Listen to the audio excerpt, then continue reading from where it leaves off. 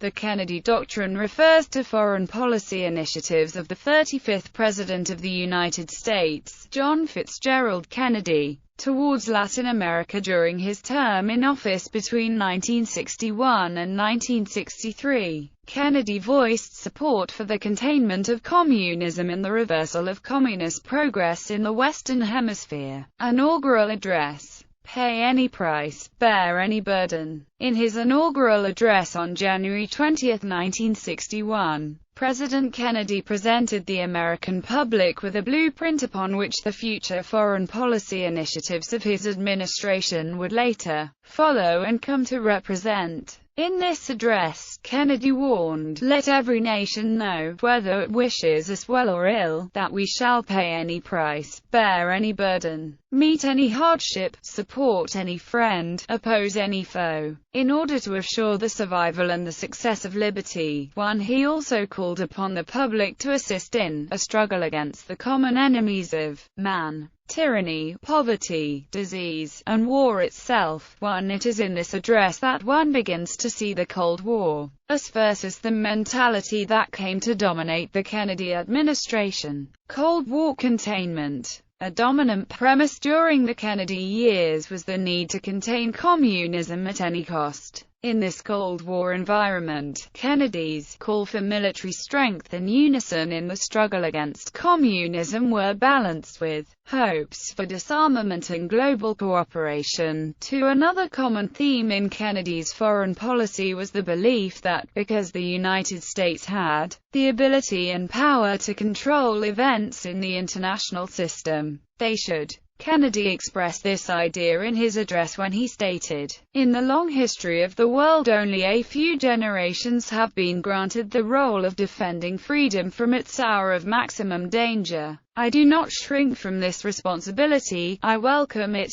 Historical background. The Kennedy Doctrine was essentially an expansion of the foreign policy prerogatives of the previous administrations of Dwight D. Eisenhower and Harry S. Truman. The foreign policies of these presidents all revolved around the threat of communism and the means by which the United States would attempt to contain the spread of it. The Truman Doctrine focused on the containment of communism by providing assistance to countries resisting communism in Europe.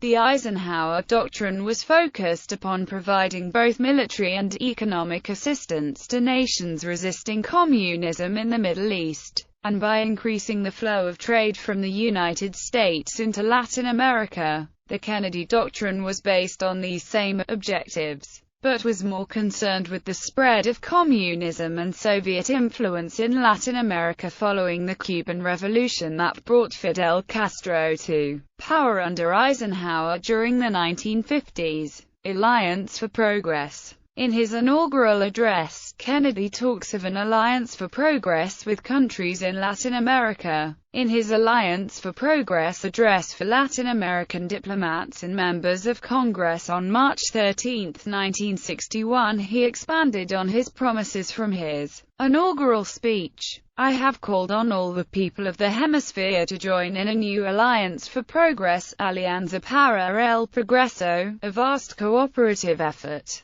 unparalleled in magnitude and nobility of purpose, to satisfy the basic needs of the American people for homes, work and land, health and schools, techo, trabajo y tierra, salud y escuela." In the address, Kennedy reaffirmed the United States' pledge of coming to the defense of any nation whose independence was endangered, promised to increase the Food for Peace emergency program and to provide economic aid to nations in need. He requested that Latin American countries promote social change within their borders and called upon all American nations to move towards increased economic integration. To achieve this goal, political freedom must accompany material progress. Our Alliance for Progress is an alliance of free governments, and it must work to eliminate tyranny from a hemisphere in which it has no rightful place. Therefore, let us express our special friendship to the people of Cuba and the Dominican Republic, and the hope they will soon rejoin the society of free men, uniting with us in our common effort.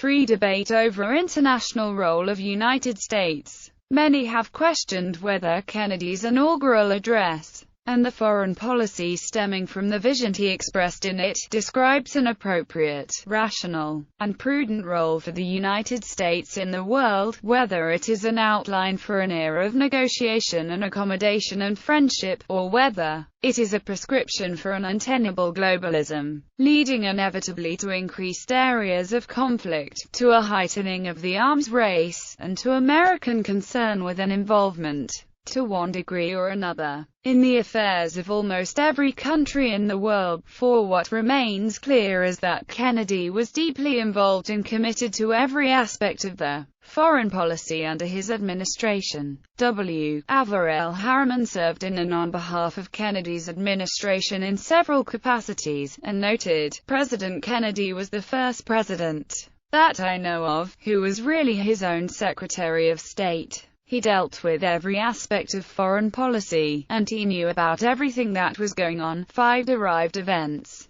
Some of the most notable events that stemmed from tenets of JFK's foreign policy initiatives in regard to Latin America and the spread of communism were: 6. The Bay of Pigs invasion, April 17, 1961. Increase of U.S. involvement in Vietnam War, 1962. Cuban Missile Crisis, October, 1962. Ratification of Nuclear Test Ban Treaty, July, 1963.